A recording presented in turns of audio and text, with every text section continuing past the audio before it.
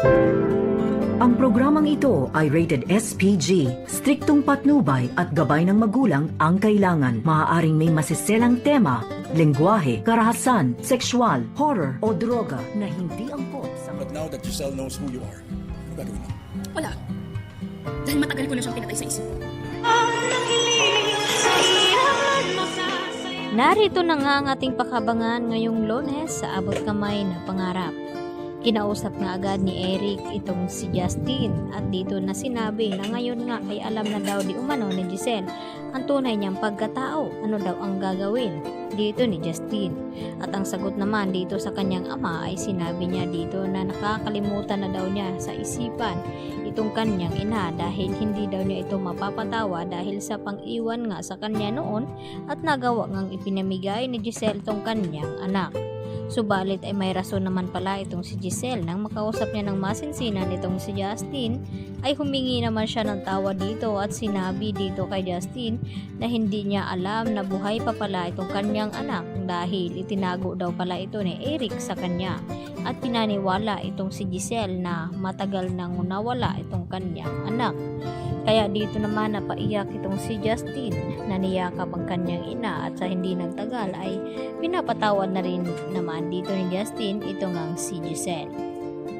Sa kabilang banda, gusto naman na mangyari ngayon ni Giselle na ito nga ang ihirangin bilang co-owner itong si Justin ng Apex Hospital pangsamantala na hindi pa bumabalik itong mga alaala ni RJ at hindi pa nakarecover at nagkamalay itong si Don Pepe. Kaya agad naman na pumayag itong si Justin sa gustong mangyari dito ni Giselle. At dito nga nagulat ng husto itong si Zoe at itong si Moira nang mabalitaan nila na buhay pa pala ang anak ni Giselle na si Justin. At ito naman ang makakalaban dito ni Justin itong si Zoe at ito nga si Moira.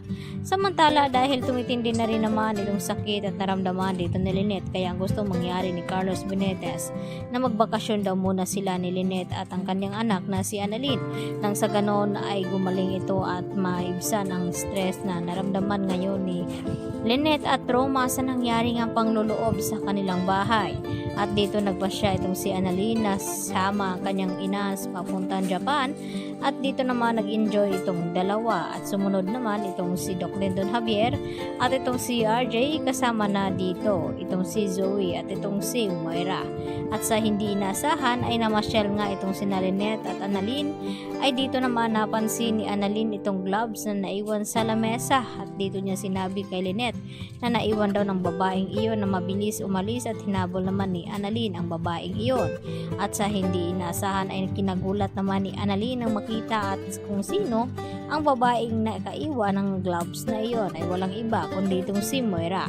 Yun pala ay makipagkita itong si Moira dito nga kay Carlos Benitez upang pag-usapan ang kanilang plano laban dito kay Don Pepe ng kung magkakamali na nga ito at kung anong hakbang na ngayon nga ay alam na ni Moira at Zoe na may isa pang tagapagmana pala itong si Don Pepe at walang iba kundi itong anak ni Giselle na si Justin at malaking balaki daw ito sa kanilang mga plano at hadlang kaya kinakailangan na magawan daw nila ito ng paraan.